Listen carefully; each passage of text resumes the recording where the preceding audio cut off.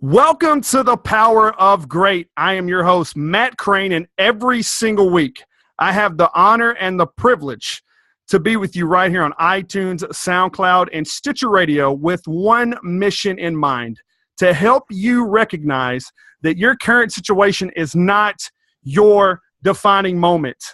And this week, ladies and gentlemen, I have the privilege and the honor of having Ted Rubin on the Power of Great. You know, Ted is a leading social marketing strategist, keynote speaker, brand evangelist, and acting CMO of Brand Innovators. But more importantly, ladies and gentlemen, he is coined and is a true evangelist for this particular concept: return on relationships. Ted is known worldwide. He was voted, I couldn't even tell you the amount of awards he received in 2015 for his social media prowess. But one thing that I truly respect the most about Ted is that he's never, ever let that be what defines him. It's always about how he impacts other people. Ted Rubin, welcome to the Power of Great. Well, I'm excited to be here. Thanks so much for having me, Matt. I mean, I'm really the one that's honored, and I'm considering it a privilege to be here. I always love talking to people, and I love talking about, what's important in our lives. You mentioned something just now when you were talking about how you define yourself, and I think that the way we define ourselves changes over time. As we grow. I mean, you hear all this talk about millennials and Generation Z. And what I always like to say is we're really not talking about generations. We're just talking about young people. Because, when you're young, you think a certain way. And I don't care who you are, that's going to evolve it and change as you grow. And, it's funny, when we talk about these things and what you just mentioned about me, I got some buddies I hung out with when I was in my 20s. And, now they see me all over social media and they go, "Man, when did you become so sensitive?" And I'm like, dude, we haven't hung out since I was 30 years old. I'm 58 now. Those 28 years, they bring a lot of sensitivity along with it. So, or at least for those of us grow and change and evolve and make ourselves into something better. Absolutely. And I think what you said there that was very key is that it's really not about generations. It's about everyone at some point, at some time in their life, will evolve, will grow. It's literally, are we willing to meet that in the middle through an engagement of some sort to see people where they currently are, not where they were before? And that kind of leads me to my first question for you tonight, Ted, is you really spend a lot of time and a lot of energy on this topic and its relationships. So my question for you and for all those out there on iTunes, SoundCloud, and Stitcher would be, why do you truly feel that relationship is the new currency? Well, whenever I say that, especially to a big audience, there's always a few out in the audience, and sometimes a lot, who say, relationships aren't the new currency. Relationships have always been the currency. I mean, we all know the expression, it's not what you know, it's who you know. And that expression has been around, at least since I was a kid, I'm sure a lot longer than that. But what's changed is the ability to connect and engage with people on a 24/7 basis internationally. I mean, there's not one person in this audience who doesn't have the opportunity or the chance to connect with almost anybody they want to connect with. I mean, from the highest level people down to everyday people, down to whoever you want to consider. And it didn't used to be that way. Not only was it about knowing the right people, but it was about getting invited to the right events. It was about being able to afford to go to those events. It was about necessarily knowing the right people or being in the right circles. Now, I call this the age of influence, where anybody can build a brand, affect change, make a difference 24/7 without ever leaving their bedroom. Now, I'm not advocating never leaving your bedroom. But what I'm trying to say is that it used to be you had to have the money to get somewhere. You had to get the invitation. Now these invitations are out there every day. If you want to get someone's attention on social media, start sharing their content. Start talking about what they talk about. Yes, you might not get through to everybody, but you'd be amazed at who you can engage with, who you can influence. Because, we always talk now about influencers, quote unquote. Everybody influences somebody, and you never know who you're talking to and who they influence, whether it's one or two levels away. So for me, that's what makes relationships so much the currency today, because we can have so many more, because we can make so many more. We can do it all the time. I mean, it's what keeps me awake at night. The longer I engage, the more I push out content, the more I communicate with people every night, the later I can stay up and be building new relationships. And at some point, I've got to turn it off. And it's hard for me to do. I mean, and I don't keep a pad next to my bed anymore the way I used to. The thoughts I had during the night. I tweet out what I think during the night at 2 o'clock in the morning.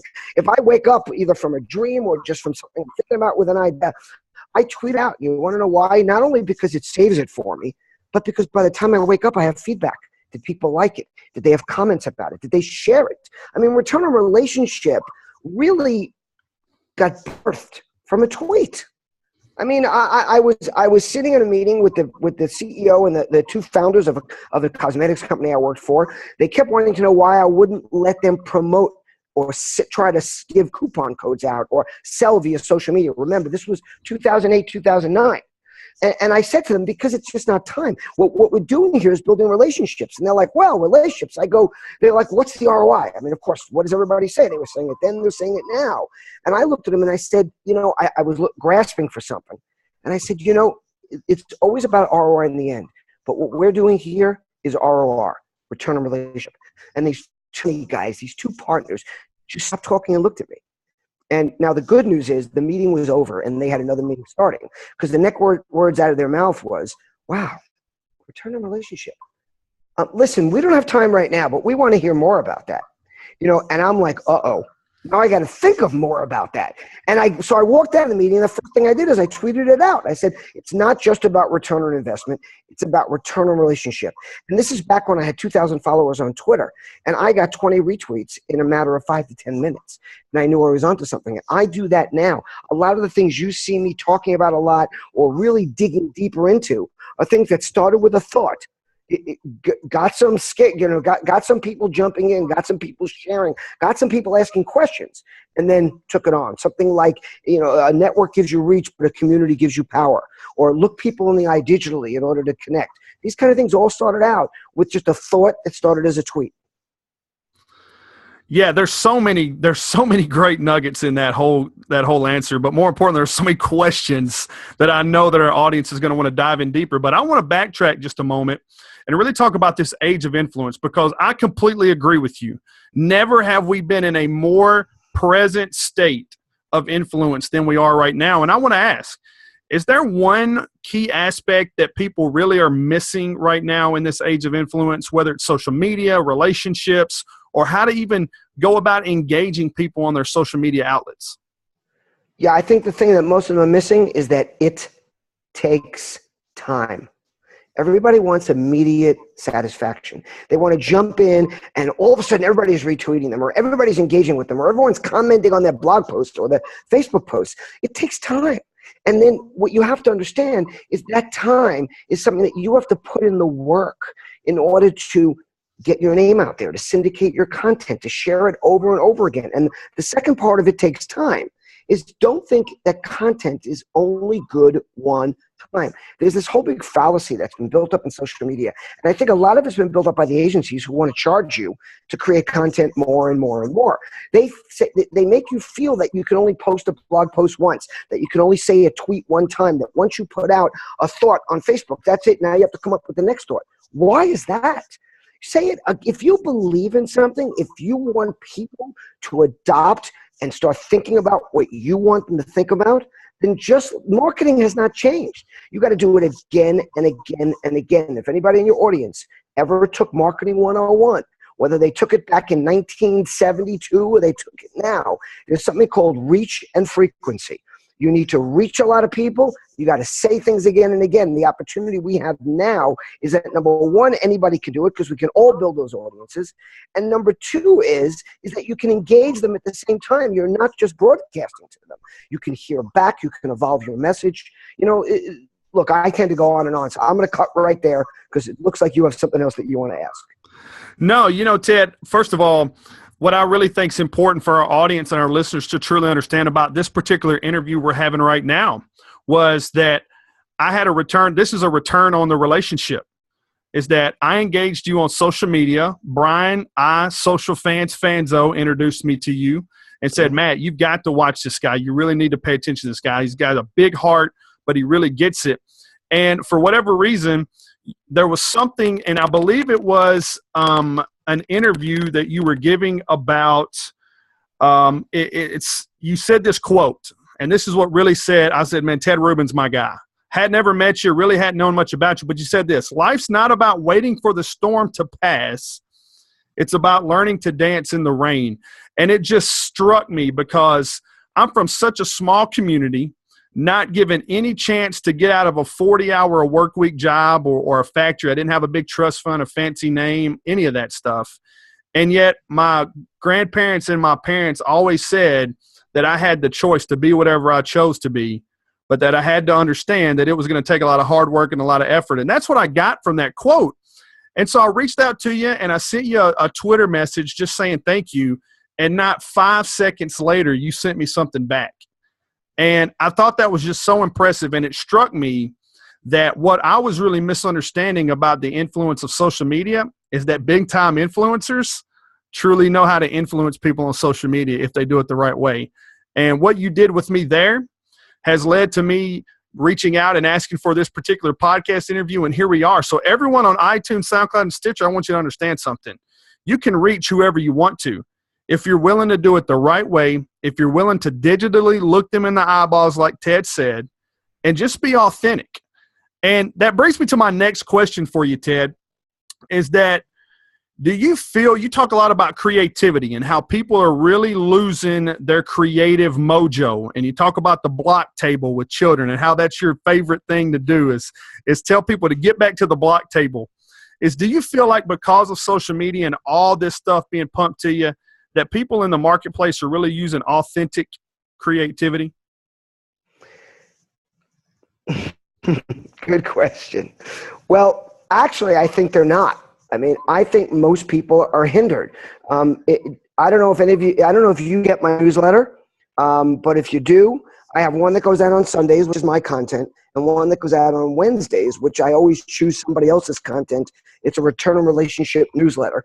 So I always want to return something by picking other people to feature and things. And tomorrow, I'm not going to mention what it is, talks about a little bit about this topic, and it talks about it from an employee's perspective, where companies don't allow employees to go beyond just what is in their job description or what their bosses want to do or how they work or why they're unfulfilled at work, and why all it is about achieve. It's a really interesting post. And, you bring up this topic, and I think businesses in general, now remember, there's always exceptions. There are some companies that are doing a great job, but in general, they're not allowing people to be creative anymore. They're not appreciating it. They're trying to structure so much because we've gotten all these tools now and all this software and everything that can track everything we're doing. Just like we're trying to track everything a consumer does, we're trying to do the same thing with our employees.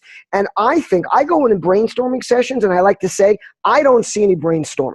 I don't know about you. I see the same two people, and the best way to see this, by the way, is to go to a brainstorming session in the same company with the same group of people and watch the same two people are doing all the talking. You can, when I go to meetings, and okay, my head's like a Twitter feed, so don't mind me because I jump around a little bit, and I hope your audience understands. I can start on something and then I go somewhere else, but it all comes around to what we're talking about. So I used to go to a lot of meetings with the last company who I'm a shareholder in, called Collective Bias. I do it a lot with a lot of other people, a company called GoodX whose board I'm on. And I'm very talkative. As you can see, you ask me a question, I go on. But when I'm in those meetings, I tend not to talk a lot. And people that don't know me, they want to know what's the matter. And what's happening is I'm watching the people in the meetings because I want to see who's the person leading the charge, who's the one that's stopping everybody from speaking, who's the naysayer, who's going to be your champion. So many people are so busy selling in these meetings that they're not looking and understanding the people in them. And I do the same thing in brainstorming sessions. And what ends up happening is you're given the criteria before you go in. Everybody already knows what's expected of them and what they want the end result to be. And then a few people do the talking, and you end up just getting the same ideas repeated over and over again. And, I talk about blocks, tables, and it's nice to know you watch some of my videos, or, you've heard me speak, because what I love is the way kids are creative, the way they talk to each other, the way that they're not afraid to say, hey, let's try it this way. And usually, every once in a while there's a bully in the group, but usually they'll go, hey, yeah, let's try it. And when it doesn't work, you'll rarely hear them say, oh, you're an idiot. That wasn't those blocks. I watch kids try to build a bridge with blocks with no supports. They put up the things, they put the block on top, it drops, and they just keep trying again. Or they try a different way. And you know what? If they try long enough, they figure out that you've got to do something to support that. And I just think that in companies, we've got to start empowering our people. But here's what's going to happen. It's not going to happen from the top down. It's got to be like a revolution. And truth be told, in most companies, change comes from the middle. It doesn't come from the bottom because those people just don't have enough of a voice. It doesn't come from the C-suite because they just want to keep everything on the status quo. It comes from those people at the manager and director level who realize, if it doesn't work out here, I'll get another job. Remember, the higher up you get in an organization, the less jobs there are, right? There's less VPs than there are directors. There's less SVPs than there are VPs. There's less CMOs than there are everything else in the marketing organization or in any other thing.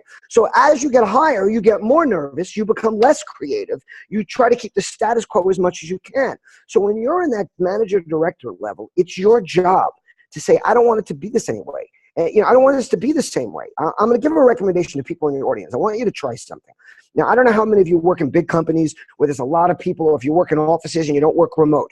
But if you work in an office and there's a fair amount of people around you, one day, go into your office, sit down at your desk, and just stare straight ahead and see how long it takes for someone to ask you if you're okay. And they're going to say, and you're going to go, yeah, I'm fine. And they're going to say, so what are you doing? And you're going to say, I'm thinking. And they're going to say, you're what? You're not executing, you're not doing, you're not going. Yeah, I'm thinking, because we don't think enough anymore. It's not just about being in brainstorming session or work with other people. It's taking a moment for yourself. And one of the things I like to explain to people is a really important place to think is on social media, because most of us jump too fast with what we write. Now, that doesn't mean take 20 minutes to decide a response to something. It means, look, I got to be honest. I do most of my responding. I do most of my blog posting when I'm passionate, when I'm excited about something, when I'm either totally with someone or totally against them, is when I do that. But before I click send, I reread it a couple of times. It really doesn't take that long. At first, I check it for grammatical errors, for spelling, because I want to be, because don't kid yourself. Yes, on Twitter, you shorten words and there's certain things you do in certain places, but people still look to see whether you're educated. But more importantly, it's not whether you're smart, whether you do things properly. It's whether you took the care to make sure you did it properly. And that sometimes just takes a second before clicking. Or, you get passionate or you're angry and you want to say, Matt, what the heck? And then you think twice. You go, there's a better way to phrase that. Matt, I really appreciate your input. It's always great to hear another view, but I have to disagree. Now, that's a lot better way of saying it than saying, Matt, you're a jerk, which is what you'll say if you just take what's imposed. And by the way, it's not just in social media. I try to do this everywhere. I try to do this on the street. Now, look, you're a Southerner, and we kind of chatted about that before we got started. You're a gentleman. I love the way you speak and you address people. Well, I'm a New Yorker. Okay, and my initial reaction if someone bumps into me or someone says something is, to go, what? Who do you think you're talking to? Well, and I've learned instead to smile first, to let people know, by the way, what's on your face is the way people accept you. So especially, if you want to give someone some schooling and tell them maybe they're doing something wrong, you're always better doing it with a pleasant look on your face than with an angry look on your face. And I'll even go to the point where, let's just say I'm checking into a hotel or I had a problem and I think the person at the front desk is not handling me properly.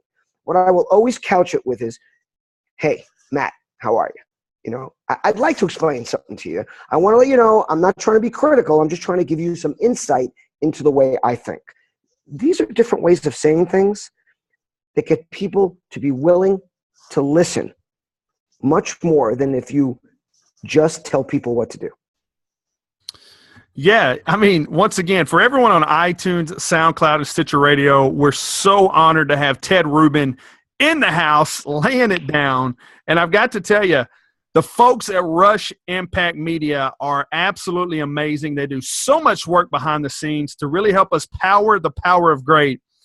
And man, are we literally sitting into some power information right now with Ted. You know, Ted, you really brought up two great points, and I want to really highlight one of them right now is that you talk about how children do interact with one another, how nothing's left off the table, no idea, no concept, no way of doing it. And I think about my own two boys, 3 and 5. You know, I'm considered a sales expert. I have a lot of experience. I know how to help businesses grow their sales, and yet my children are the best salespeople in my household. They've never been turned down. And it's because they always recalibrate. They take everything that I did, they walk away for 3 or 4 minutes, they come back, and they have a new strategy. And what it really taught me, and what you said in that whole scenario about building the bridge with no support, is that children legitimately are willing to take every idea they have, do it, but then they don't stop. They learn from it, they come back, and they come back better. And that's something that I truly love about this return on relationships concept, because when I listen to you talk about that, whether it's a keynote, whether it's a video, it's that you're always helping people see that building relationships isn't something that you missed. It's something you can start right now. And it's really about, are you willing to commit to it? And so I want to ask you, you talk about the word friend and how Facebook took ownership of it back. And I want to know, do you think social media is really to blame for this devaluation of the word friend? You know, I don't think so. I think actually if you use social media to its best advantage, you make much better friends.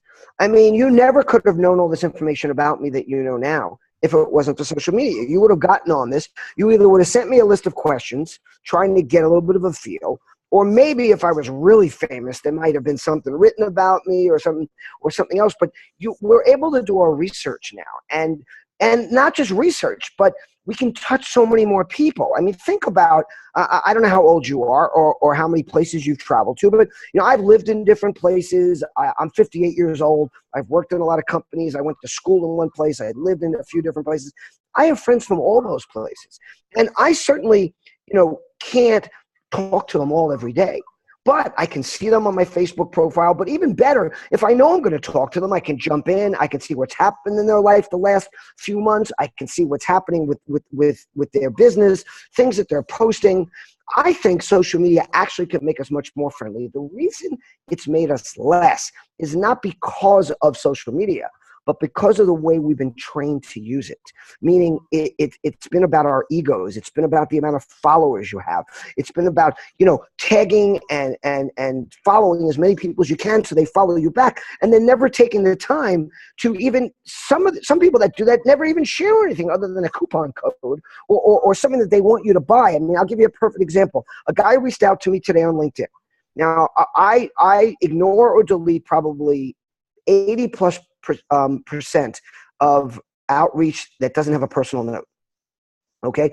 I accept people if I'm connected with them somewhere else. And what I'll usually then do is put in a little note saying, in the future, I would always include a personal note when you're reaching out. And that's a good tip to all your followers. I don't care. Twitter is different, but on Facebook, on LinkedIn, if you reach out to people, write them a personal note. Tell them why you want to connect, especially if you don't know them. If you do know them, then say, hey, Matt, it's great to see you here. Love to be connected with you on LinkedIn. I mean, and don't accept one without writing a personal note back. Now, I got one from a guy who took the time to write the personal note, but I could read into that personal note, and I know that as soon as I accepted, the next note is going to be a sales pitch. So I wrote to him, and I said, Caleb, I'm happy to connect, and I appreciate the note, but if the next outreach you do for me is a sales pitch, just disconnect, because I will be disconnected. And I will bet you anything, he will not even read my reply, and I will get that automatic sales pitch the minute he sees I accepted him. And that's fine, because then I will just disconnect. But, if you make it personal, if you look at people, there's so much information out there. Okay, if it's okay if I take a moment, I'm going to tell you a story. So it's 1980. I graduated college. I went into sales. My dad was in sales. So my dad, of course, is giving me advice. He helped me when I went through the interview process. And I'm in my job. I'm in the first week. And about halfway through the week, I get a call from him. He's like, so what's going on?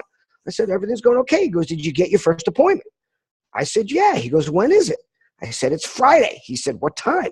I said, 10 o'clock. He goes, what time are you going to get there? I said, I don't know, about 5 to 10. He goes, no. Get there at 9 o'clock. Walk around the neighborhood. See what businesses are in the neighborhood, what restaurants are there. Get to know the area. Then go into the building. Look in the building. See where the companies are there. Get into the office at least 20 to 30 minutes early and see if you can get his or her secretary or assistant to let you into the office. See what photos are on the wall. See if there are diplomas. Find out, does he like to play golf? Is he a fisherman? Does she have kids? Is she a grandmother? Is she a mother? Find points of emotional connection. Now, it was hard then. You had to do it manually. You had to go there. Now it's all there in front of us. So yes, you can easily use social media in a way that makes you less friendly. Click, click, click, friend, move on, get a few more. Or you can take advantage of all that information that's out there and get to know people, know something about them, what they do. When I speak, I like to put a slide that has a picture of a fly. And I say to people, do you know what that is? And they say, it's a fly. I go, it's the proverbial fly on the wall. And you know that expression. I wish it could be a fly on the wall in that meeting. What salesman hasn't said that over and over again, like either before or after his meeting? I'd love to know what they were saying. Well, guess what? Every consumer is inviting you into their living room, and most brands are not even bothering to go. They just worry about, how can I get them to my page? But they're inviting you to their pages. Ask people, ask your followers, ask people ask people in business, ask people on marketing teams. Does anybody in your team go to the Twitter following, the Instagram page, the Facebook page of the people that are following you? And I guarantee you, nobody will say they do it. I mean, amazing. Just think about that. So to finalize the answer to your question, I think that social platforms have given us the opportunity to become much, much better friends. And like everything else in life, it's up to us. It's not up to anybody else. It's your decision to make. I could not agree with you more. I mean, and I'm so thankful that you phrased it that way, because you said one thing that absolutely boggles my mind to this day. Google.com changed the way information is shared regardless. And what amazes me is that I will get friend requests, and inside that friend request, people will call me Mark. And it absolutely drives me nuts. Not because I feel that they were misrepresenting my name, but it's like you basically friended me because you saw we had a mutual friend and you wanted to see what was beneficial to you. That's really what I read from that, is that there was no other engagement there other than, hey, Mark, great to be connected. And here's what the sad part is. Even if that really is your end game, even if and look, you're a salesman. Your job is to sell, okay? But the point is, I like to say, do for others without expectation of anything directly in return. You will get more in return than you ever got. And it's the same thing in sales. I like to say that the best marketers are former salespeople. Let me change that. The best marketers are former good salespeople, because a good or great salesman has one talent above all others. He knows how to listen. Because the only way to sell and to do it well is to know what your prospect needs, and to hear them, and to listen to them, and to build a relationship with them. So look, going back to what I just said before, and I'm sure it's about you. It's about how you use social media. It's about, don't even tell me, like I hear people say, my company doesn't let me use social media. Oh, really? So they're not going to let you develop leads. I'm not talking about building your platform or pushing out content or talking about your company, but they're telling you that you can't buy your own software, go onto LinkedIn, pull up where people are talking about problems they're having with their product, and you can now target them as a potential sale. Of course you can. I mean, so, it's everything we do is about us. One of my favorite Dale Carnegie quotes talks about our regular lives. And one of the things he says is, it isn't what you have or who you are or where you are or what you're doing that makes you happy or unhappy. It's what you think about. It's what you think about. I mean, we all go through that. One of the questions you had talked about that you mentioned in these podcasts is you talk about moments of clarity or when things come to you. And maybe you were getting there and I'm jumping the gun. I tend to do that. But, for me, what I realize is that, and it goes back to that quote, it's not about waiting for the storm to pass, about learning to dance in the rain. The storm never passes. Let me just tell your whole audience that right now. If they haven't figured it out, figure it out now. It goes into my whole thing about no let up. The storm never passes. And even if it does pass for you, there's going to be someone in your family or one of your friends or someone in your community or someone in your church or your synagogue or your company that needs you, that needs your help, that there's something you can do to help them make it better. And it's all about how you think and what you think about. And I'm sure, and we've all done this. Oh, that last job, I could have done it so much better. And instead of using it in a positive way of how can I do better next time, all you do is start thinking what you could have done or what you could have brought or what you could have made. And that's a rabbit hole that you start going down. And what I've learned, because look, I don't know, you've researched me, so you obviously know I fought to keep my daughters in my life. It's still a constant battle for me now. I use a hashtag, this dad doesn't quit. I have a personal branding video called The Dad That Doesn't Quit. And I talk a lot about them and then how it affected my business life. But, I can sit and start thinking about every decision I made over the last 20 years with them. And then, but what I've learned to say is stop. Look what you're doing to yourself. And I think that, again, goes back to this thing about we all control our own destinies. Now, there are some people that don't. And look, you and I are fortunate, and probably a lot of your audience is fortunate. We live in a certain level of life. Thank God we didn't grow up in horrible poverty. Maybe some people here did. If they did, then they get it even more than you and I ever could. But we can all change what we're doing. We can all better it to a point. And then it's about expectations and perspective. I like to say that it starts with attitude, it goes to perspective, and that all leads to mindset. And it's where we put our minds that matters, and understanding what can we accomplish. You can say the sky is the limit, but if you make the sky your goal tomorrow, my guess is you're going to fail. Okay, what you got to do is you've got to level up to that. You've got to figure out, how can I make tomorrow better than today? And that's about sales. That's about marketing. That's about your personal life. That's about your kids. That's about anything that you're doing. Well, you brought up a couple things that we're going to touch on as we begin to wrap up the show. And I want to say this. First of all, you and I had a pretty lengthy exchange on Snapchat. You're really talking about your father, and you were talking where you really sat down and as things were starting to change with his health. And, it really touched me because I introduced my dad to your divorced dad concept. My parents were divorced when I turned 18. And luckily, my mom and dad never let it affect us in a way where we had to go get help or therapy or any of that stuff. But I remember this, and watching you on Snapchat, it brought me back to my dad. My dad sacrificed a lot of his family for his career. And I just turned 33. And so I take that back. I'm lying. I'll be 34 in November. I guess I'm trying to hold on to that as much as possible. But 3 years ago, my youngest son was born, and my entire family was at my mother's house in the swimming pool, and my dad comes over with my grandmother. And I just remember that everybody was having a blast. And for whatever reason, God touched me, and I was watching my dad as he was leaving. And I just remember he stood there and he looked at us. And for the first time in my life, I could see him seeing all his kids as kids again. And how he missed so much of that. And I asked him about that, Ted, after our Snapchat. I might get a little emotional thinking about it because I got really emotional watching you on Snapchat talking about it. But I asked him about that. And I'm a big-time athlete, had an opportunity to go play professional sports, and he wrapped it up like this for me. He said, Matt, I always thought that my Hall of Fame moment was going to be how much money I made and how far I went in my career, because I wanted to be able to leave that legacy for you. But I failed to realize, and I want to pass this to you, is that I could have went to the Hall of Fame hitting singles. I didn't have to hit home runs. He said, well, hitting the home runs sounded great and it looked great and would have got me a lot of votes if I could have just hit singles. And when I think about your story and your divorced dad concept and with your children, man, all you're really doing is hitting singles every single day, fighting for them, showing up to the plate, you want to talk about return on relationship, man. That to me is something that, as a 33-year-old dad in a world that says I can go and party and have everything I want, still try to be a dad because it's the millennial thing to do, understanding just how you would give it all up for your daughters and not even blink an eye is something that absolutely amazes me.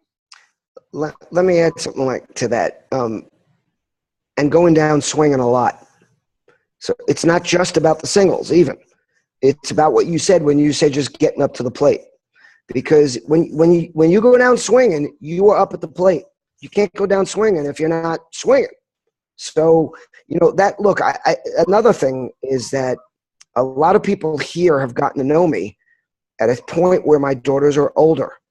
And they sometimes have misunderstood what they've seen from me. I travel every week. I'm on the road all the time. I don't see my daughters a lot. My daughters are 19 and 21 now, but even when all this started, a lot of the speaking, it was already at the point where they weren't coming to my house or they weren't there anymore, mainly because they were getting older, they were in college or they were driving. But when my girls were younger, I never, ever missed a weekend. I never missed a Wednesday night dinner. Everybody in the business knew that if they wanted me, the first words out of their mouth was, listen, we have an event the end of June. It's this weekend. Is that your weekend? They didn't say, are you with you? They used that expression, is that your weekend? And by that meant, did I have my daughters that weekend? And they knew that if I said, that's my weekend, I'm sorry, that I wasn't going to be at their event.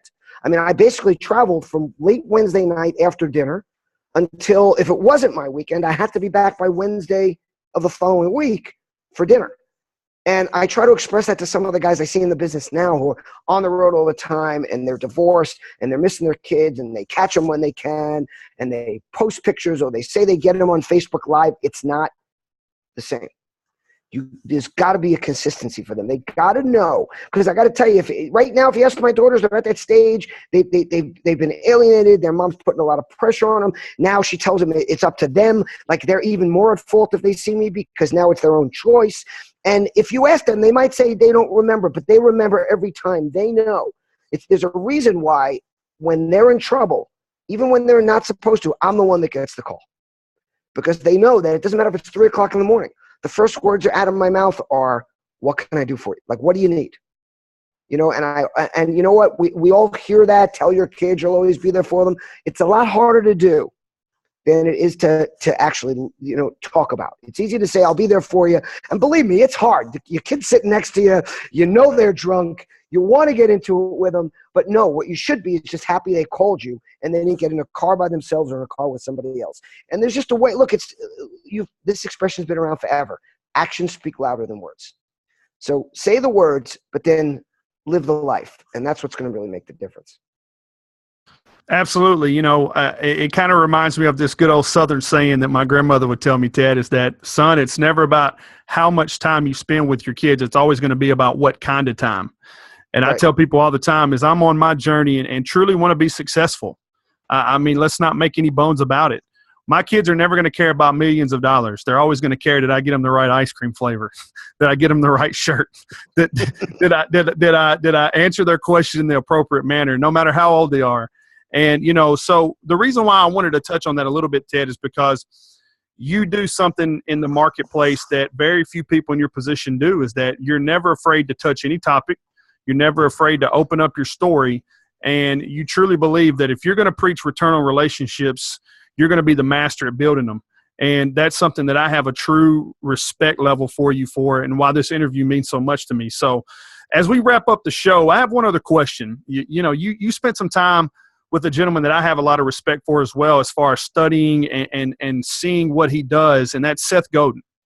And, I wanted to find out from you, how important was working with Seth? But you talked about how you would get to the office early and get to hear his intimate thoughts. How big has he been for your brand today?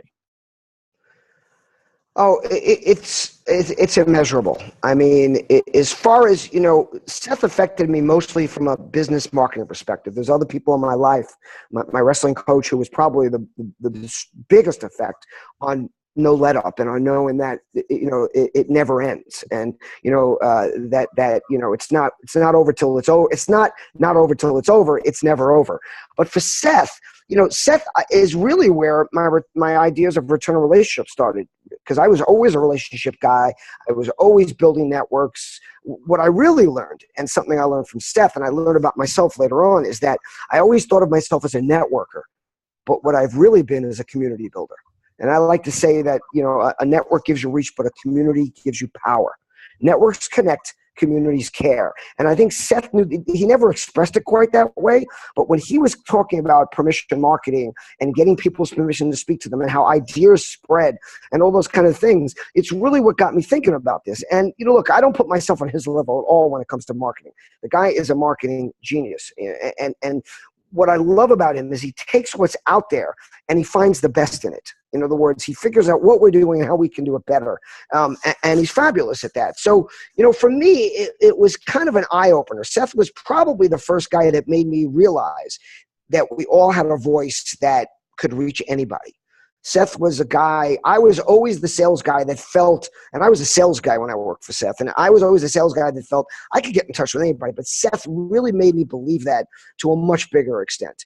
And he taught me just the way ideas can grow. I mean, what he did with permission marketing and then everything else he grew was remarkable. So, from that perspective, it had a great effect. And the way the whole relationship thing came into it is Seth is not a real relationship guy himself. And he'll tell you that right up front. He doesn't have time to meet with people, to have coffee, every city I go to, no matter where I am, you find me there, I will tell you where you can meet me. I might not be able to come to your place, but I'll tell you where I'll be at a certain time. And if you want to come, you come.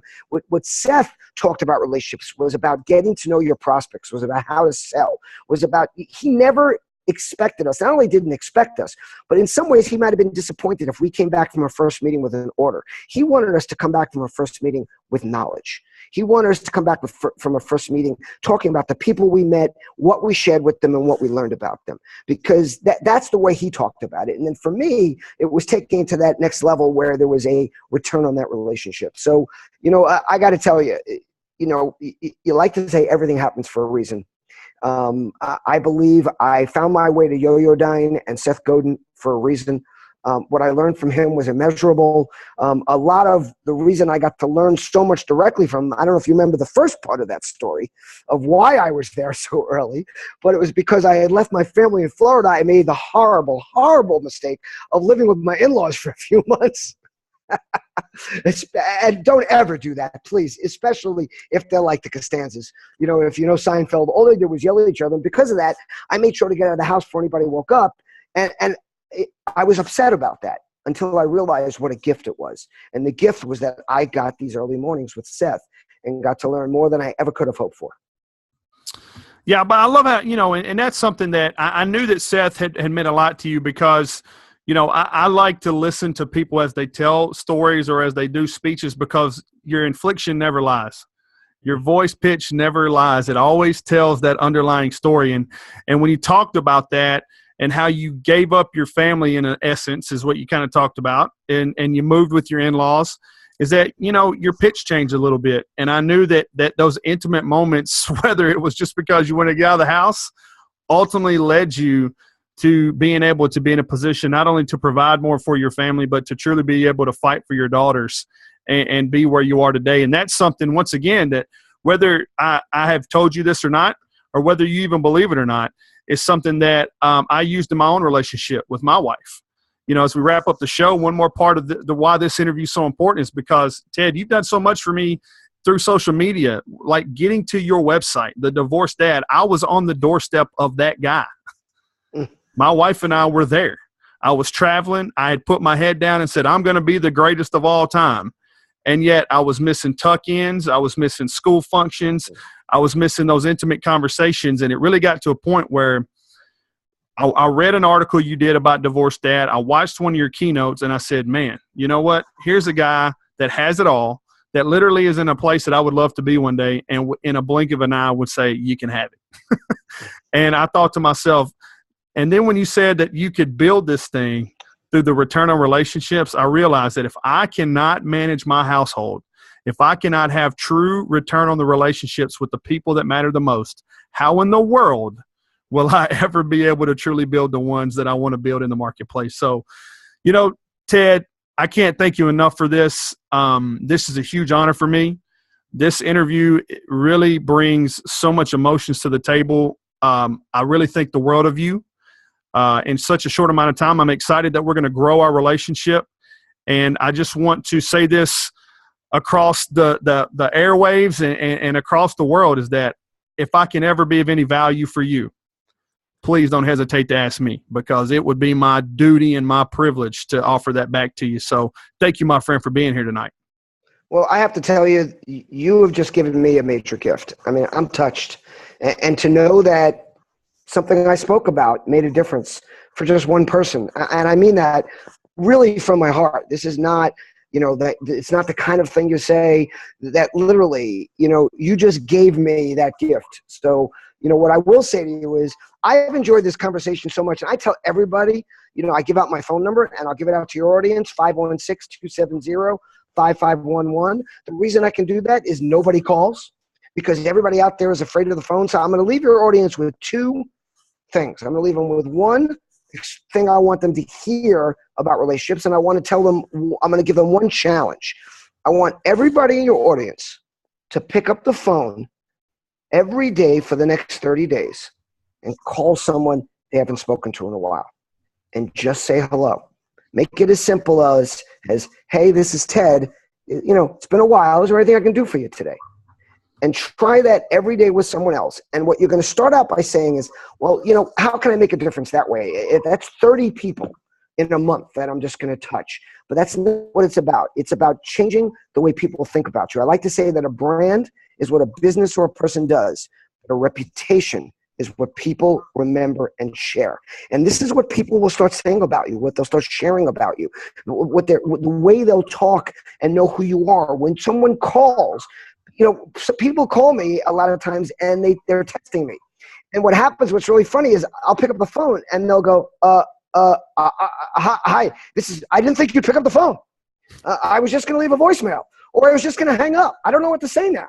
And I laugh because I know that because I'll pick up the phone and I'll say, this is Ted, and they're like, huh? Do your best to make every situation remarkable for somebody. And remember, there's a big mistake in this world. When people hear the word remarkable, they think it means amazing, fantastic, stupendous. That's not what the word remarkable means. Look it up in the dictionary. The word remarkable means something worthy of remarking about. Matt picked up the phone. That's worthy of remarking about. So please try this out. Don't be afraid. And in case some of you don't realize, because you might not, you guys all have smartphones. I know you do. And they all have apps. All you guys have apps on your phones. But what you probably don't realize is your phone comes with a built-in app that most of you guys don't even know exists. It's the number 0 to 9. And if you press 7 to 10 of them, you can actually hear somebody's voice. It's remarkable. You don't have to use an emoticon to express emotion. You can laugh, you can cry, you can yell, you can whisper. It's truly remarkable. So pick up that phone every day for the next 30 days and try this out and see how it will change your life. And the last thing I want to say is always remember that relationships are like muscle tissue. The more you engage them, the stronger and more valuable they become. Matt, it's been an honor, and I'm hoping that you will call me regularly, because I want to speak to you more often, because this has been, I guarantee you, more uplifting for me than for you. Well, there you have it, ladies and gentlemen. Ted Rubin. First of all, I want to challenge my listeners. Call Ted and tell him the power of great is ready to speak to Mr. Return on Relationships. But every single week, we bring you people from all different walks of life: CMOs, CEOs, CFOs, entrepreneurs. But more importantly, I leave you with this every week. Success is not measured by what you step out of, rather by what you are committed to step into. And I look forward to spending some time with each and every one of you again next week. Talk to you guys soon.